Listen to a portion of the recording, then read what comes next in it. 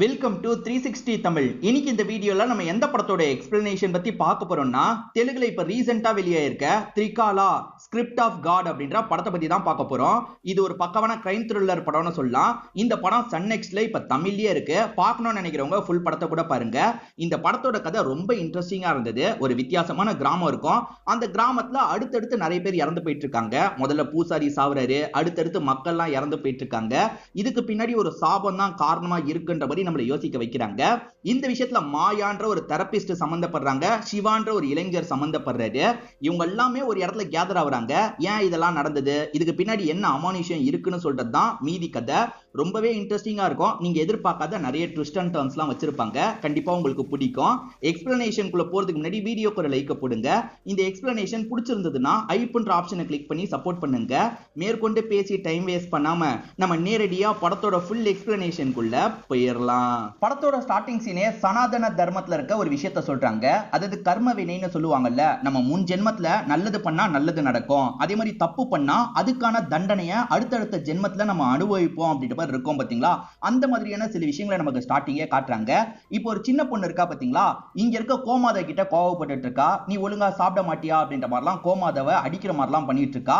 அப்ப பாட்டி உள்ள கூப்பிட்டு பேசுறாங்க, கோமாதா கிட்ட அப்படி நடந்துக்க கூடாதுமா, இந்த மாதிரி நடந்துகிட்ட ஒருத்தருக்கு பெரிய பிரச்சனையே ஏற்பட்டுருச்சு அப்படின்ற மாதிரி பாட்டி சொல்றாங்க.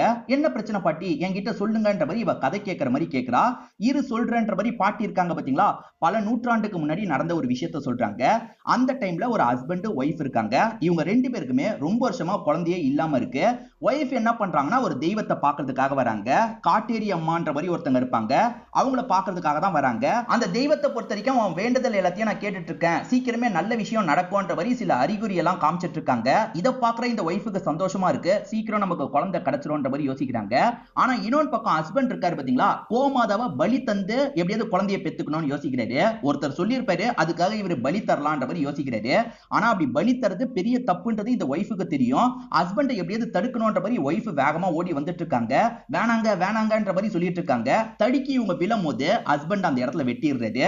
சோ இப்படி வெட்டி சில நாட்கள்லயே இவங்களுக்கு குழந்தை பிறக்குது. ஆனா அந்த குழந்தை ப்ராப்ளத்தோட பிறக்குது. உதாரணத்துக்கு கால் நடக்க முடியாத ஒரு குழந்தை தான் பிறக்குது. இதை தெரிஞ்சுக்கிட்டு இவங்க உடஞ்சு போயிடுறாங்க.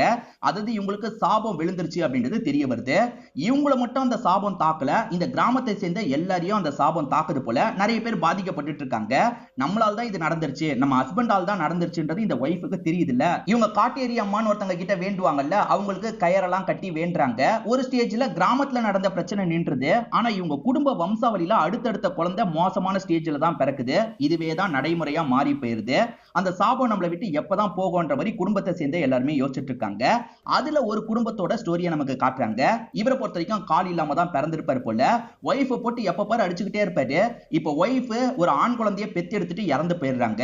ஒய்ஃபோட தம்பி இருக்கார்ல, ஒய்ஃபோட அண்ணன் நினைக்கிறேன், அண்ணன் இருக்கார்ல, ஒன்னால தான் என்னோட தங்கச்சி இறந்து போயிட்டா அப்படின்ற மாதிரி இந்த மாப்பிளையை திட்டுறாரு. இவர் அதை பத்தி எல்லாம் கவலையே பட மாட்டாரு. என் குழந்தைய கொடுத்துட்டு நீ கிளம்பு அப்படின்ற மாதிரி சொல்றாரு. நீ எல்லாம் திருந்தவே மாட்டே அப்படின்ற மாதிரி அந்த மச்சானம் புலம்பிக்கிட்டே இங்க இருந்து கிளம்பிடுறாரு. இப்ப கால் இல்லாத அவர் தான் சபிக்கப்பட்ட குடும்பத்தை சேர்ந்தவரா இருப்பாரு. இப்ப பிறக்க போற குழந்தைக்கும், அதாவது பிறந்திருக்க குழந்தைக்கும் ப்ராப்ளம் வரும்ல, அதனால இந்த மச்சான் ஒருத்தர் கிட்ட விசாரிக்கிறதுக்காக வராரு. இந்த குழந்தைக்கு ஏதாவது பிரச்சனை வருமான்ற மாதிரிலாம் கேட்கிறாரு. இங்க இருக்கவரை அனலைஸ் பண்ணிட்டு ஷாக் ஆகுறாரு. இப்ப பிறந்திருக்க குழந்தைக்கும் ஒரு குறை இருக்கு போல. இந்த குறை கொஞ்சம் வித்தியாசமானது. அது என்னன்னா, இவனுக்கு கை கால்லாம் ஆரோக்கியமா தான் இருக்கு. ஆனா இவனை பொறுத்த வரைக்கும் வெயில்ல போனா இவனுக்கு ப்ராப்ளம் வந்துரும் அப்படின்ற மாதிரிலாம் இவர் சொல்லிட்டு இருக்காரு. இந்த சாபம் இன்னும் கண்டினியூ ஆகுதே அப்படின்ற மாதிரி இந்த மச்சானா இந்த இடத்துல ஃபீல் பண்றாரு. அந்த குழந்தையோட லைஃப் நினைச்சு ஃபீல் பண்றாரு. இன்னும் சில வருஷங்கள் கழிச்சு இந்த கிராமத்தை நமக்கு காட்டுறாங்க. ஆக்சுவலா இந்த கிராமத்துல ஒருத்தர் ஒதுங்கிறதுக்காக போகும்போது ரெண்டு பேரோட பாடி தொங்கிட்டு இருக்கு. ஒரு ஆணோட பாடி, ஒரு பெண்ணோட பாடி தொங்கிட்டு இருக்கு. இப்ப இன்ஸ்பெக்டருக்கு தகவலை கொடுத்துறாங்க. இன்ஸ்பெக்டரும் வந்து பார்த்துட்டு இருக்காரு. இங்க மாயான்ற ஒருத்தங்க வந்திருக்காங்க. இவங்க தெரபிஸ்டா இருப்பாங்க. இவங்களுமே வந்து என்ன ஏதுன்ற மாதிரிலாம் விசாரிச்சுட்டு இருக்காங்க. அதே மாதிரி எப்படி நடந்திருக்க வாய்ப்பு இருக்குன்னு சில விஷயங்களை சொல்றதுக்கு வராங்க. நீலாம் எதுவும் சொல்ல தேவையில்லைன்ற மாதிரி இன்ஸ்பெக்டர் கொஞ்சம் திட்டிட்டு இங்க இருந்து கிளம்பிடுறாரு. மாயாவும் ஏதாவது கிடைக்குமான்னு தேடுறாங்க. இந்த இடத்துல ஒரு மாஸ்க் கிடைக்குது. இந்த மாஸ்கோட உரிமையாளரா மாயாக்கு தெரியும் போல. மாயா கொஞ்சம் ஷாக் ஆகுறாங்க. இப்ப சில நாட்களுக்கு முன்னாடி வேற ஒரு கிராமத்துல நடந்த விஷயத்த நமக்கு காட்டுறாங்க. இப்ப நைட் நேரம் ஒருத்தர் சைக்கிள்ல ரேடியோ கேட்டுக்கிட்டே வந்துட்டு இருக்காரு. இப்ப கொலைகாரங்க நைட் நேரத்துல அட்டாக் பண்ணி சாவடிக்கிறாங்க, உசாரா இருந்துக்கோங்கன்ற மாதிரி சொல்றாங்க. இவருமே சைக்கிள் ரிப்பேர் ஆனோன்னு பயப்படுறாரு, நம்மள யாராவது அட்டாக் பண்ணிட போறாங்கன்னு யோசிக்கிறாரு. இப்ப நிறைய பேர் இவர் அட்டாக் பண்ற மாதிரி ஓடி வந்துட்டு இருக்காங்க. அவ்வளவுதான், நம்ம கதை முடிஞ்சது அப்படின்ற மாதிரி இவர் செம்மையா பயந்துட்டு இருக்காரு. ஆனா வந்தது யாருன்னு பாத்தீங்கன்னா இவரோட பையன், அவரோட ஃப்ரெண்ட்ஸ். அப்பாக்கு இன்னைக்கு பர்த்டேவா இருக்கும், சர்ப்ரைஸ் பண்றதுக்காக தான் பையன் இப்படி பண்ணிருக்காரு. பையன் பேரு சிவா அப்படின்றது. இது வரைக்கும் நான் உங்களுக்கு எதுவுமே பண்ணது இல்லல்லப்பா, அதனால தான் போன் வாங்கிட்டு வந்திருக்கேன் அப்படின்ற மாதிரி அப்பாக்காக புது போனை தராரு. அப்பாவும் சந்தோஷப்படுறாரு. ஆக்சுவலா அப்பாக்கு புது போன்ல சிம்ம போட்டு தந்தார்ல, அதுல வேற யாரோ கால் பண்ணி நிதி எங்க நிதி எங்கன்னு கேட்டுட்டு இருக்காங்க. அப்பவும் இத பத்தி பையன் சிவா கிட்ட சொல்றாரு. நிதிலாம் இல்லங்க, இது ஏன் போன்ன்ற மாதிரி சிவா பேசி பாக்குறாரு. டே, நிதியை நான் கரெக்ட் பண்ணலான்னு பார்த்தேன், நீ கரெக்ட் பண்ணிட்டியா? என்னடா நிதி கூட ஜல்சாலாம் பண்ணிட்டு இருக்கியா அப்படின்ற மாதிரி அவன் தப்பு தப்பா பேசிட்டு இருக்கான். அப்ப நீங்க உள்ள போங்கப்பான்ற மாதிரி அப்பாவை அனுப்பி விட்டுட்டு சிவா பேச ஆரம்பிக்கிறாரு. ஒரு பொண்ணை பத்தி இப்படி தப்பா பேசுறியே, உனக்கு வெக்கமா இல்லையான்ற மாதிரி அவனை திட்டுறாரு. அவனை பொறுத்த வரைக்கும் ரொம்ப ஓவரா பேசுறான், இவரையும் திட்டுற மாதிரி பேசுறான். இதுல கடுப்பான சிவா இருக்கார்ல, நேரடியா நம்ம பாத்துக்கலாம், எங்க வரணும்னு சொல்றா அப்படின்ற மாதிரி அவங்க கிட்ட டீடைல் எல்லாம் கேக்குறாரு. சிவாவை பொறுத்த வரைக்கும் வேற கிராமத்தை சேர்ந்தவர். இப்ப சபிக்கப்பட்ட இந்த கிராமத்தை காட்டுறாங்க. இங்க இருக்க லேடிஸ் எல்லாம் வந்து முடிச்சு கட்டிட்டு வேண்டிப்பாங்க போல. அப்படி முடிச்சு போட்டு ஒரு லேடி வேண்டிட்டு போறாங்க. அப்பன்னு பார்த்தா அவங்க கட்டின முடிச்சிருக்கு பாத்தீங்களா, அந்த இடத்துல அருந்து கீழே விழுது. ஏதோ தப்பா நடக்க போற மாதிரியே இந்த சாமியாருக்கு ஃபீல் ஆகுது. அதே மாதிரி இங்க இருக்க ஒரு பொண்ணோட உடம்புக்குள்ள சாமி வந்துருது போல, ஏதோ தப்பு நடக்க போகுதுன்ற மாதிரி சாமி சொல்றாங்க. இப்ப இந்த சாமியார் வீட்டுக்கு கிளம்பலாம் நினைக்கும் போது ஒரு வீட்டுல வாசல்ல இந்த இடத்துக்கு யாருமே போகாதீங்கன்ற மாதிரி எழுதுறாரு. ஆக்சுவலா அந்த வெயில்ல பட்டா ஒரு பையனுக்கு ப்ராப்ளம்னு சாமியார் சொன்னார்ல, அந்த பையனோட வீட்டுல தான் இப்படி எழுதி வச்சுட்டு போறாரு போல. அந்த கிராமத்துல தப்பு நடக்க போறத வேற ஒரு சாமியாரும் ஃபீல் பண்றாரு. அவரோட சிஷியனை கூப்பிட்டு பேச ஆரம்பிக்கிறாரு. அந்த பகுதியில ஒரு தப்பு நடக்க போகுது, அந்த தப்பு அடக்கிறதுக்கு திரிகாலான்றவன் தான் திரும்பி வரணும். அந்த திரிகாலாவை எழுப்பணும்னா சரியான பாடி கூட கனெக்ட் ஆகணும். அந்த மாதிரி கனெக்ட் ஆகிற பாடியை நீ கண்டுபிடி. நீ கண்டுபிடிக்கணும்ன்ற அவசியம் கிடையாது, அதுவே உன்னை கூட்டு போகும்ன்ற மாதிரி குரு சொல்றாரு. சிஷியனுக்கு ஒண்ணுமே புரியல. சரி, எப்படியாவது இதுக்குள்ள இருக்க திரிகாலாவை நம்ம வெளியே கொண்டு வரணும், அதுக்காக ஒவ்வொரு பாடியா நம்ம தேடலாம் அப்படின்ற மாதிரி சிஷியனும் இங்க இருந்து கிளம்புறாரு. இது சம்பந்தமே இல்லாத ஒரு சீனா இருக்கும், போக போக உங்களுக்கு புரியும். ஒரு சாமியார் தப்பு நடக்க போறதா ஃபீல் பண்ணார்ல, இப்ப வீட்டுக்கு வந்து பூஜை பண்ணிட்டு இருக்காரு. அப்ப சடனா ஏதோ ஒரு பேய் பின்னாடி வந்து இவர் அட்டாக் பண்ணுது போல. இவர் ஸ்பாட்லயே இறந்து போயிடுறாரு. இவர் இறந்து போனதை வேற ஒரு பெரியவர் பார்த்து ஷாக் ஆயிடுறாரு. ஐயோ சாமியாரே, இறந்து போயிட்டீங்களே அப்படின்ற மாதிரி அவருமே ஃபீல் பண்றாரு. இதை பத்தி ஊர்க்காரங்க கிட்ட சொல்லணும் அப்படின்ற மாதிரி எல்லார்கிட்டயும் சொல்லிட்டாரு. என்ன குருவே இறந்து போயிட்டாரு, இவர் ஏதோ ஆபத்து வரப்போறதா சொன்னாரு, அதுக்குள்ள இவரே இறந்து போயிட்டாரு அப்படின்ற மாதிரி எல்லாருமே இவங்களுக்குள்ள பேசிட்டு இருக்காங்க. சோ கிராமத்துல அடுத்தடுத்து சாவு நடந்துட்டு இருக்கு. அங்க முடிச்சு போட்டாங்க பாத்தீங்களா, அப்படி முடிச்சு போட்டவங்க அடுத்தடுத்து இறந்து போயிட்டு இருக்காங்க. இதனால ஊரை சேர்ந்த எல்லாருக்குமே பயம் வருது. ஐயோ, பல வருஷத்துக்கு முன்னாடி நடந்த மாதிரி திரும்பி சாவுலாம் நடக்குது போல அப்படின்ற மாதிரிலாம் யோசிச்சுட்டு இருக்காங்க. ஊர்ல கொஞ்சம் செல்வந்தர்களா இருப்பாங்கல்ல, அந்த மாதிரி ரெண்டு பேரை காட்டுறாங்க. இவரோட பேரை நல்லா கவனிச்சுக்கோங்க, இவர் பேரு சம்பத் அப்படின்றது. இப்போ ஒருத்தரை காட்டுறாங்கல்ல, இவர் பேரு மாறன் அப்படின்றது. இவங்க ஊர்ல கொஞ்சம் பெரிய ஆளுங்களா இருப்பாங்க. என்ன சொல்றாங்கன்னா, பேசாம இந்த ஊரை காலி பண்ணிட்டு எல்லாருமே கிளம்பிடலாம், அதுதான் தப்பிக்கிறதுக்கு ஒரே வழின்ற மாதிரி சொல்றாங்க. சரி, யோசிச்சு பாப்போன்ற மாதிரி ஊர் மக்களும் நினைக்கிறாங்க. இப்ப சிவாவோட ட்ராக்க நமக்கு காட்டுறாங்க. சிவா ஒருத்தனை நேர்ல மீட் பண்ணணும்னு நினைச்சாரு பாத்தீங்களா, அவனை மீட் பண்ணிடுறாரு. அவன் இப்பயுமே வந்து நிதின்ற ஒரு பொண்ணை பத்தி தப்பா பேசுறான். இதனால கடுப்பான சிவா இருக்காரு பாத்தீங்களா, இவனையே இவனோட ஆளுங்களையும் போட்டு சம்மடி அடிக்கிறாரு. அவனுங்களுமே ஒரு ஸ்டேஜ்ல பயந்து இங்க இருந்து ஓடிடுறாங்க. இப்ப வீட்டுக்கு வந்து சிவா முகம்லாம் கழுவிட்டு இருக்கும் போது அந்த நிதின்ற பொண்ணு கிட்ட இருந்தே கால் வருது. அந்த பொண்ணுமே எனக்காக தான் நீங்க சண்டை போட்டிருக்கீங்க, நன்றின்ற மாதிரி சொல்றாங்க. பரவாயில்ல இருக்கட்டும் அப்படின்ற மாதிரி இவருமே பேசி முடிச்சிடுறாரு. ஆனா அந்த பொண்ணு அடிக்கடி கால் பண்ணி நன்றி நன்றின்னு சொல்லிட்டு இருக்காங்க. அந்த பொண்ணுக்கு சிவாவை லைட்டா பிடிச்சிருச்சு போல, அதனால தான் இப்படி பண்ணிட்டு இருக்காங்க. சும்மா சும்மா எனக்கு கால் பண்ணி டிஸ்டர்ப் பண்ணாதீங்க அப்படின்ற மாதிரி இவருமே பேசி காலை கட் பண்ணிடுறாரு. அப்படியே கொஞ்ச நாள் கழிச்சு நடக்கிறத காட்டுறாங்க. இப்ப சிவா போன்ல ஒரு ப்ராப்ளம் வருது. இவரோட போன்ல லைவ் லொகேஷன் போட்டா எல்லாமே ஒரே இடத்த தான் காட்டுது. அதாவது இவர் ஏதாவது ஆர்டர் போடலான்னு பார்த்தா எல்லாருக்குமே ஒரே லொகேஷன் தான் காட்டுது. அது ஒரு கிராமமா இருக்கும். ஏன் அப்படி காட்டுது அப்படின்ற மாதிரி சிவாவும் ஃப்ரெண்ட்ஸும் யோசிச்சுட்டு இருக்காங்க. சிவாக்கு இப்பயும் நிதின்ற பொண்ணுகிட்ட இருந்து கால் வருது. இப்ப அந்த காலை இவரால் எடுக்கவே முடியல. அதே மாதிரி அந்த சவுண்ட் இவரோட காதுல இருந்து ரத்தம் வர வைக்குது. ஏன் இப்படி ஆகுது, நிதிக்கு ஏதோ ஆயிருக்கு போல அப்படின்ற மாதிரிலாம் இவர் யோசிச்சுட்டு இருக்காரு. அதே மாதிரி இன்னமும் லொகேஷன் அந்த கிராமத்தையே காட்டுதுல, அந்த கிராமத்துக்கு போனா என்னன்ற மாதிரிலாம் யோசிச்சுட்டு இருக்காரு. இவரை பொறுத்த வரைக்கும் இடத்தெல்லாம் டெக்கரேட் பண்ணி தருவாங்க, ரெடி பண்ணி தருவாங்கல்ல, அந்த வேலை தான் பார்த்துட்டு இருக்காரு போல. ஒரு அண்ணனுமே இந்த இடத்துல ஒரு வேலை இருக்கு, நீ பண்றியா, சாப்பாடு எல்லாமே அங்கேயே இருக்கும்ன்ற மாதிரிலாம் சொல்லிட்டாரு. சரி அந்த கிராமத்துக்கு போறதுக்கு ஒரு வாய்ப்பு கிடைச்சிருக்கு, நம்ம கிராமத்துக்கு போலாம் அப்படின்ற மாதிரி இவருமே அதுக்கான ஏற்பாடுலாம் பண்றாரு. ஒரு குருவை பொறுத்த வரைக்கும் சிஷ்யன் கிட்ட திரிகாலாவை ஒரு உடம்புல இறக்கணும்ன்ற மாதிரி சொன்னாரு பாத்தீங்களா, இவருமே என்ன பண்றாருன்னா ஒவ்வொரு சமாதியா வந்து பூஜை பண்ணிட்டு இருக்காரு. அப்போ ஒரு பேப்பர் ஒரு இடத்துக்கு இவரை கூட்டு போகுது. அந்த விதியே கூட்டு போகன்ற மாதிரி குரு சொன்னார்ல, இவருமே அந்த இடத்துக்கு வந்து சமாதி கிட்ட பூஜை பண்றாரு.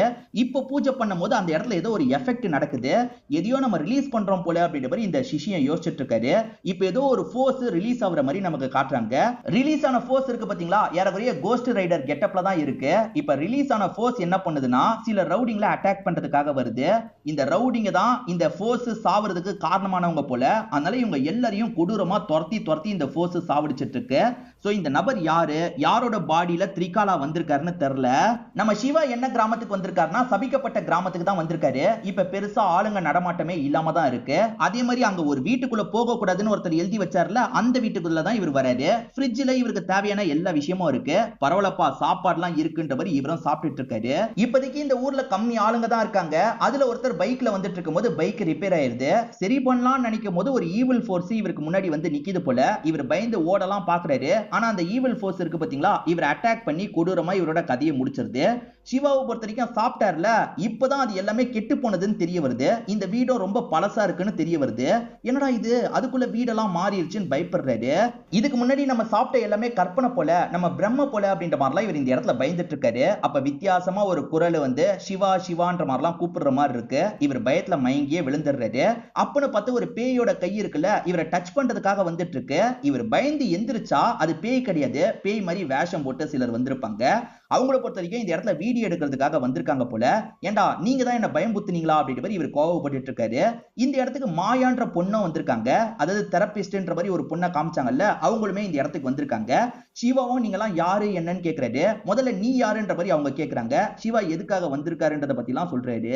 இங்க மாயான்றவங்களும் வந்திருக்காங்கல்ல, அந்த மாயா இங்க இருக்க ஒரு போட்டோவை பாக்குறாங்க. அந்த போட்டோல சந்தியான்றவங்க இருக்காங்க. இந்த சந்தியா மேடம் இந்த வீட்டை சேர்ந்தவங்களா அப்படின்ற மாதிரி மாயா யோசிச்சுட்டு இருக்காங்க. சந்தியா யாருன்றது போக போக உங்களுக்கே தெரிஞ்சிடும். சிஷியனை பொறுத்த வரைக்கும் ஏதோ உயிர் எழுப்புறதுக்கு போனாரு பாத்தீங்களா, நான் ஏதோ பண்ணேன், ஆனா என்ன நடந்ததுன்னு எனக்கு தெரியல, நான் கரெக்டா தான் பண்ணிட்டேனான்ற மாதிரி குரு கிட்ட கேக்குறாரு. நீ பண்ணது கரெக்டா தான் நடந்திருக்கு. அதாவது திரிகாலா ஒரு உடம்ப சூஸ் பண்ணிருக்காரு. அந்த உடலுக்கு சொந்தமானவன் சில தப்பெல்லாம் பண்ணிருக்கான். அந்த தப்பு எல்லாத்தையும் சரி பண்ணணும்னு நினைக்கிறான் அப்படின்ற மாதிரி இந்த குரு கொஞ்சம் வித்தியாசமா பேசுறாரு. சிஷியனுக்கு ஒண்ணுமே புரிய மாட்டேங்குது. சிஷியன் நம்ம சரியா வேலையை பண்ணிட்டோன்ற மாதிரி யோசிக்கிறாரு. இப்ப சிவாக்கு திரும்பி யாரோ பேசுற மாதிரி கத்துற மாதிரிலாம் தோணுது. இப்ப சிவா காதை மூடிட்டு இருக்கும் போதுதான் நிதின்ற பொண்ணை பாக்குறாரு.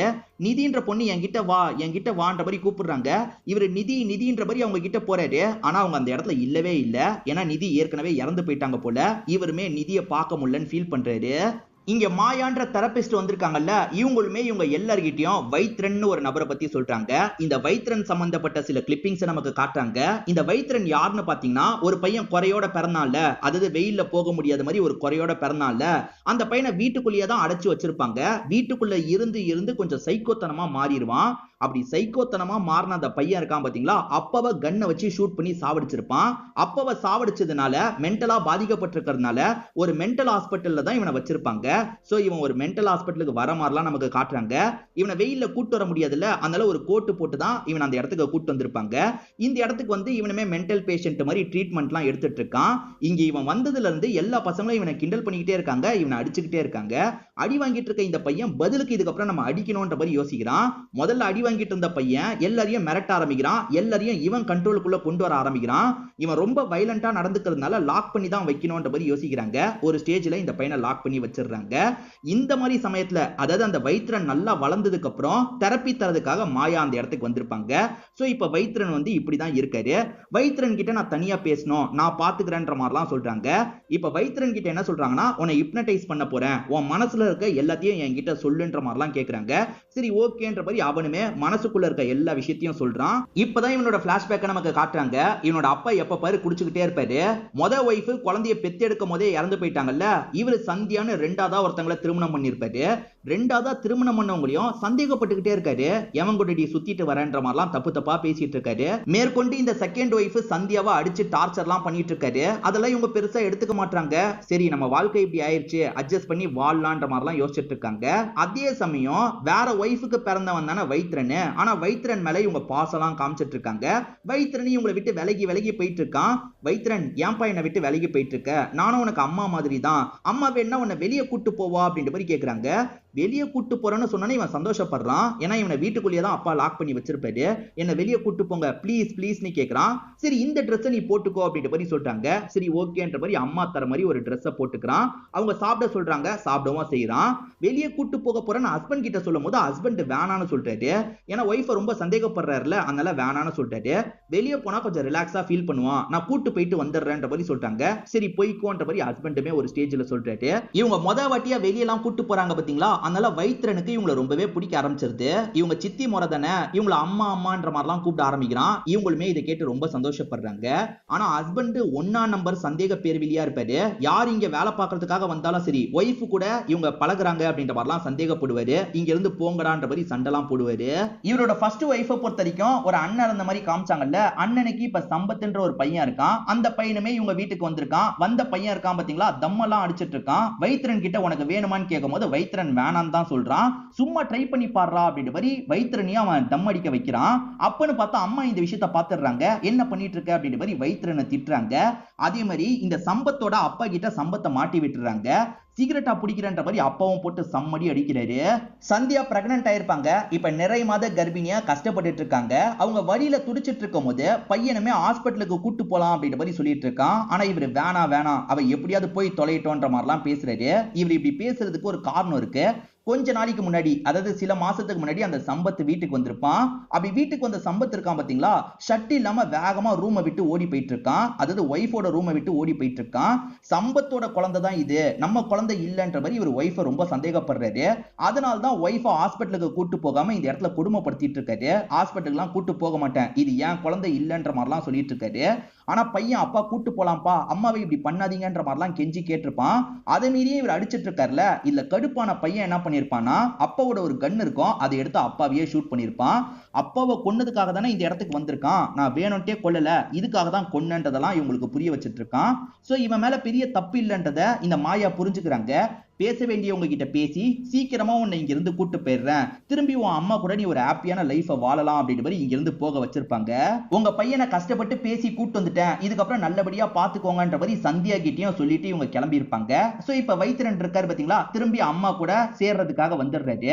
இப்ப அம்மாக்கு வேற ஒரு பொண்ணும் பிறந்திருக்கால, அந்த பொண்ணோட பேர் தான் நிதியா இருக்கும். நிதியை இவர் காலேஜ்ல விட்டுறதுக்காக வந்துட்டு இருக்கும் போது நிதியோட ஃப்ரெண்ட்ஸ் இவரை பாக்குறாங்க. ஒரு பையன் ஒரு பொண்ணு பாக்குறாங்க. ஏய் இவன் தான் உன்னோட அண்ணனா, என்ன இவன் பார்க்கவே வித்தியாசமா இருக்கான், இவன் கூட ஒரு போட்டோ எடுத்துக்கலாமா அப்படின்ற மாதிரி போட்டோ எடுக்கிறதுக்கு ட்ரை பண்றாங்க. இப்படி பண்ணாதீங்கன்னு அவர் தடுக்கிறாரு.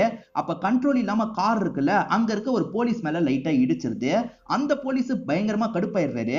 யாரா நீ, ஆளே பார்க்க வித்தியாசமா இருக்கன்ற மாதிரி இவனை போட்டு அடிச்சிட்டு இருக்காரு. அதாவது ஸ்டார்டிங் ஒரு கேஸை விசாரிக்க வந்த போலீஸ் தான் அடிச்சிட்டு இருக்காரு. இவனுமே கோவப்பட்டு ஒரு ஸ்டேஜ்ல பதிலுக்கு போலீஸே அடிச்சிடறான். போலீஸே அடிக்கிறியா அப்படின்ற மாதிரி அவர் மேற்கொண்டு இவனை போட்டு அடின்னு அடிக்கிறாரு. வைத்திரன் கொஞ்சம் வைலண்டா நடந்துக்கிறான் பாத்தீங்களா, பையன் வைலண்டா நடந்துக்கிறான், என்ன பண்றது அப்படின்ற மாதிரிலாம் சந்தியாவும் அதே மாதிரி தங்கச்சியான நிதியும் கேக்குறாங்க. அதெல்லாம் ஒண்ணும் கிடையாது, உங்க பாசத்தினால அவனை நீங்க பழையபடி மாத்திரலாம், இதை நினைச்செல்லாம் கவலைப்படாதீங்க அப்படின்ற மாதிரி இந்த மாயா தான் சொல்லியிருப்பாங்க. சரி ஓகேன்ற மாதிரி அவங்களுமே அங்க இருந்து கிளம்பி போயிருப்பாங்க. இப்ப பிரசன்ட்ல மாயா இங்க இருக்க எல்லார்கிட்டயும் இந்த விஷயத்த சொல்றாங்க. குறிப்பா சிவா கிட்ட சொல்றாங்க.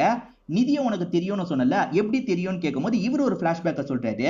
ஆக்சுவலா போன்ல நிதி பேசினாங்க, இவர் கூட அவாய்ட் பண்ணார்ல, ஆனா போக போக அவங்க கிட்ட இவருமே விருப்பப்பட்டு பேச ஆரம்பிச்சிருப்பாரு. அவங்கள பத்திலாம் நிறைய விஷயங்களை கேட்டு தெரிஞ்சிருப்பாரு. அவங்க இந்த கிராமத்தை சேர்ந்தவதான் அப்படின்ற மாதிரிலாம் சொல்றாங்க. சீக்கிரமே நம்ம மீட் பண்ணலாம், கல்யாணம் பண்ணிக்கலாம் அப்படின்ற மாதிரிலாம் சொல்றாங்க. இவருமே போக போக ரொமான்டிக்காலாம் அவங்க கிட்ட பேசுறாரு. இப்படி நல்லா பேசிட்டு இருக்கும் போது திடீர்னு நிதி கிட்ட இருந்து கால் வருது. ஆனா அந்த போனை இவரால எடுக்க முடியல. ஏன்னா அதுல இருந்து ஒரு வித்தியாசமான சவுண்ட் வருது, இவரோட காதுல இருந்து பிளட்டே வருது. தொடர்ச்சியா இந்த மாதிரி நடந்துட்டு இருந்தோன்னே நிதிக்கு ஏதோ ப்ராப்ளம் போல அப்படின்ற மாதிரி இவருமே யோசிக்க ஆரம்பிக்கிறது. அதனால தான் வேலை பார்க்க போறன்ற மாதிரி இந்த இடத்துக்கு கிளம்பி வந்திருப்பாரு. இதான் நடந்தது, நிதிக்கு ஏதோ ஆயிருக்கு போல அப்படின்ற மாதிரி இவர் மாயா கிட்ட ஷேர் பண்ணிட்டு இருக்காரு.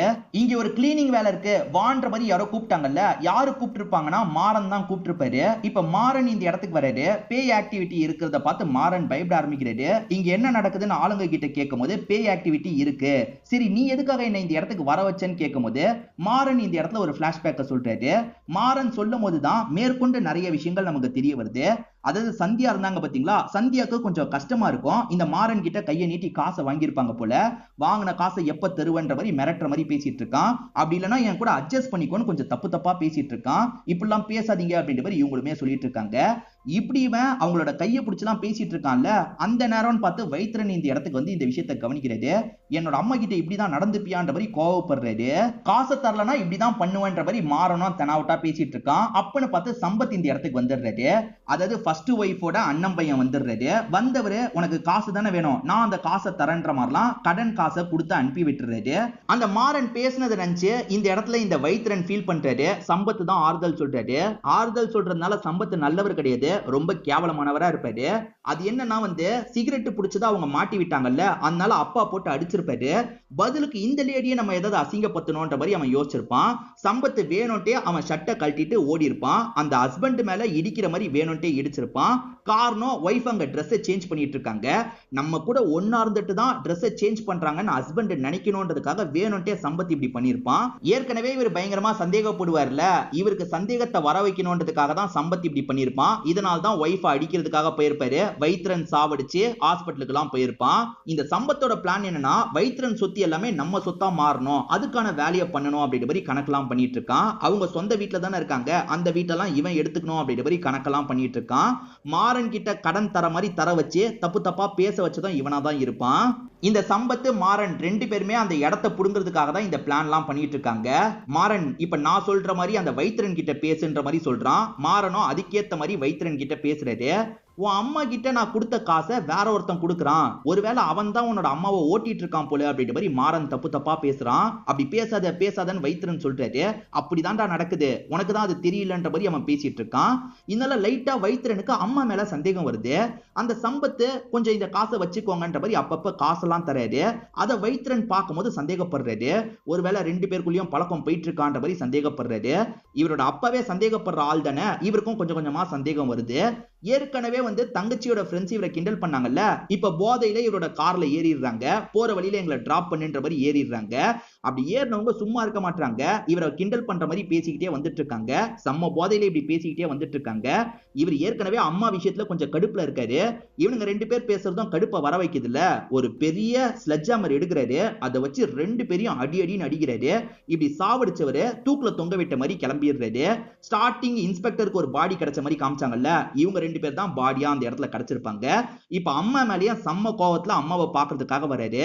அம்மாக்கு சம்பத்து கூட சம்பந்தம் எல்லாம் கிடையாது, ஆனா பையனை சம்பத் அப்படி நம்ப வச்சிருக்காரு. அம்மா நமக்கு துரோகம் பண்ணிட்டாங்க, அம்மா இந்த மாதிரி சம்பத்து கூட பழக்கத்துல இருக்காங்கன்ற மாதிரி இவன் தப்பா புரிஞ்சுக்கிறான்ல. ஒரு ஸ்டேஜ்ல அம்மாவோட கழுத்தை நெரிச்சு சாவடிக்கிறான். அம்மா கிட்ட என்ன ஏதுன்னு கூட கேட்டிருக்க மாட்டான், இவன் பாட்டுக்கு கழுத்தை நெரிச்சு சாவடிக்க ஆரம்பிக்கிறான். அம்மா எந்த ஒரு தப்பும் செய்யல, ஆனா இவன் தப்பா புரிஞ்சுக்கிட்டு சாவடிச்சிட்டான்ல, இவன் ஒரு பெரிய தப்பை பண்ணிட்டான்றத நமக்கு புரிய வைக்கிறாங்க. இப்பதான் இவனோட தங்கச்சி நிதி இந்த இடத்துக்கு வராங்க. என்னடா பண்ணி வச்சிருக்கன்னு கேக்குறாங்க. அம்மா சம்பத்து கூட தொடர்புல இருந்தாங்க, அதனால தான் கோவத்துல சாவடிச்சிட்டேன்னு சொல்றான். என்னடா பேசிட்டு இருக்க, அந்த மாதிரிலாம் எதுவுமே கிடையாது, அம்மா உன்னை சொந்த பையன் மாதிரி தானே பார்த்தாங்க, எதுக்காகடா அம்மாவை போய் இப்படி பண்ண அப்படின்ற மாதிரிலாம் தங்கச்சி கோவப்பட்டு இருக்காங்க. இப்ப தங்கச்சிக்கும் இவருக்கும் தள்ளு முள்ளு மாதிரி ஏற்படுது. தங்கச்சியை பிடிச்சி தள்ளி விடுறாரு. இல்ல கடுப்பான தங்கச்சி இருக்காங்கல்ல, ஏற்கனவே இவர் அப்பாவை சாவடிக்கிறதுக்கு ஒரு கன்னை யூஸ் பண்ணார்ல, அந்த கன்னை வச்சு அண்ணனை ஷூட் பண்ணிடுறாங்க. அண்ணன் செத்து போயிடுறாரு. அப்பன்னு பார்த்து இந்த இடத்துக்கு மாறணும் ஆட்களும் வந்துட்டு இருக்காங்க. எப்படியோ இவங்களுக்குள்ள சண்டை போட்டுப்பாங்க. அதுக்கப்புறம் வந்து மீதி இருக்கிறவங்களோட கதையை முடிக்கலான்னு மாறன் நினைச்சிருப்பாரு. இப்ப மாறனை பொறுத்த வரைக்கும் இந்த சம்பத்துக்கு கால் பண்ணி நிதி மட்டும் தான் இருக்கா, என்ன பண்றது அப்படின்ற மாதிரி கேக்குறது. அவ மட்டும் எதுக்கு இருக்கணும், அவ கதையை முடிச்சிரு, 3 பேரோட பாடியும் டிஸ்போஸ் பண்ணிரு அப்படின்ற மாதிரி அவன் சொல்லியிருப்பான். சரி ஓகேன்ற மாதிரி இந்த மாறன் இருக்காரு பாத்தீங்களா, நிதியோட கதையை முடிச்சிடுறது. இங்க பக்கத்துலயே நிறைய இடம் இருக்கு பாத்தீங்களா, 3 பேரோட பாடியும் புதைச்சிருங்கன்னு ஆளுங்க கிட்ட சொல்லியிருப்பாரு. இதை தாண்டி ஒரு சாமியார் இறந்த மாதிரி காமிச்சாங்கல்ல, அந்த சாமியாரை ஏதோ ஒரு ஃபோர்ஸ் அட்டாக் பண்ண மாதிரி காமிச்சிருப்பாங்க. உண்மையில இவங்க தான் பேய் மாதிரி ஒரு பொண்ணை நடிக்க வச்சிருப்பாங்க, அந்த பொண்ணை தான் சாவடிக்க வச்சிருப்பாங்க. அதே மாதிரி ஊர்ல அடுத்தடுத்து நிறைய பேர் இறந்து போனாங்கல்ல, அது எல்லாத்தையும் பண்ணது இவங்க 2 பேரா தான் இருக்கும். ஊர்ல இருக்க எல்லாரையும் துரத்தி விட்டுட்டு இந்த ஊரையே நம்ம கண்ட்ரோல்ல எடுக்கணும்ன்றதுக்காக தான் இந்த விஷயத்தெல்லாம் பண்ணிருப்பாங்க. ஒரு பொண்ணை நடிக்க வச்சு தான் இப்படி பண்ணிருப்பாங்க. அதே மாதிரி இன்ஸ்பெக்டர் கண்டுபிடிச்சிட கூடாதுன்றதுக்காக இன்ஸ்பெக்டரையும் கூட சேர்த்திருப்பாங்க. நமக்கு ஒரு குரு சிஷ்யனை காமிச்சாங்க பாத்தீங்களா, சிஷ்யனை பொறுத்த வரைக்கும் ஒரு பாடியை எழுப்பியிருப்பாரு. யாரோட பாடியை தெரியுமா எழுப்பியிருப்பாரு, வைத்திரன் பாடியை தான் எழுப்பியிருப்பாரு. வைத்திரன் உடம்புக்குள்ள அந்த திரிகாலா பூந்துட்டாரு பாத்தீங்களா, வைத்திரனுக்கு நடந்த எல்லாமே ஞாபகம் வந்திருக்கும். சூழ்ச்சி பண்ணி தான் இப்படி பண்ணிட்டாங்க, சம்பந்தப்பட்ட எல்லாரையும் சாவடிக்கணும்ன்ற மாதிரி வைத்திரன் தான் அடுத்தடுத்து இந்த இடத்துல சாவடிச்சிட்டு இருக்கான். அதாவது அந்த குரூப்பை சேர்ந்த எல்லாரையும் சாவடிச்சிட்டு இருக்கான். இந்த மாறனோட ஆட்கள் எல்லாம் ஏதோ ஒரு ஃபோர்ஸ் சாவடிச்சிருக்கோம். அதனால மாறன் உள்ள வரதுக்கு பயந்திருப்பாரு. அதுக்காக தான் சிவான்ற ஒரு பையனை கிளீன் பண்றதுக்கு வான்ற மாதிரி சொல்லியிருப்பாரு. இப்ப சிவா போய் எதுவுமே ஆவலன்னு தெரிஞ்சதுக்கு அப்புறம் தான் மாறன் வந்திருப்பாரு. எல்லா விஷயத்தையும் மாறன் சொல்லிட்டு இருக்கும் போது சிவா உடம்புக்குள்ள ஒரு ஃபோர்ஸ் வந்துருது போல, அதாவது வைத்திரனோட ஆன்மா வந்துருது போல. இப்ப இந்த சிவா இருக்காரு பாத்தீங்களா, மாறன் கதையும் சம்பத்து கதையும் முடிக்கணும்ன்ற மாதிரி நினைச்சிட்டு இருக்காரு. ஆனா இங்க இருக்க மாயா தடுக்கிறாங்க. இல்ல இல்ல, ஏற்கனவே கொலை பண்ண மாதிரி இப்பயும் கொலை பண்ணணும்னு நினைக்காத, இவங்களை மன்னிச்சு விட்டுரு அப்படின்ற மாதிரிலாம் கண்ட்ரோல் பண்றதுக்கு ட்ரை பண்ணிட்டு இருக்காங்க. ஒரு ஸ்டேஜ்ல ஏற்கனவே ஹிப்னடைஸ் பண்ணாங்க பாத்தீங்களா, அந்த மாதிரி ஹிப்னடைஸ் பண்ண ஆரம்பிக்கிறாங்க. தயவு செஞ்சு இன்னொன்னு வாட்டி இந்த தப்ப பண்ணாது அப்படின்ற மாதிரிலாம் அவருக்கு புரிய வச்சிட்டு இருக்காங்க. ஆனா இவங்க சொல்றத அந்த வைத்திரன் ஏத்துக்க மாட்டான். வைத்திரன் என்ன சொல்றான்னா, என் அம்மாவை எனக்கு அவ்வளவு பிடிக்கும், ஆனா என் அம்மாவை தப்பானவங்க மாதிரி காமிச்சு என் கையாலேயே சாவடிக்க வச்சிட்டாங்க. என் தங்கச்சியும் என்னால் தான் இறந்து போனா, எல்லாத்துக்கும் நான் தான் காரணம், சம்பந்தப்பட்டவங்களை விட மாட்டேன்ற மாதிரிலாம் சொல்லிட்டாரு. இவங்களால சுத்தமா ஒரு ஸ்டேஜுக்கு மேல அவனை கண்ட்ரோல் பண்ண முடியல. அதே சமயம் இந்த இடத்துக்கு வந்து சம்பத் வந்துடுறாரு.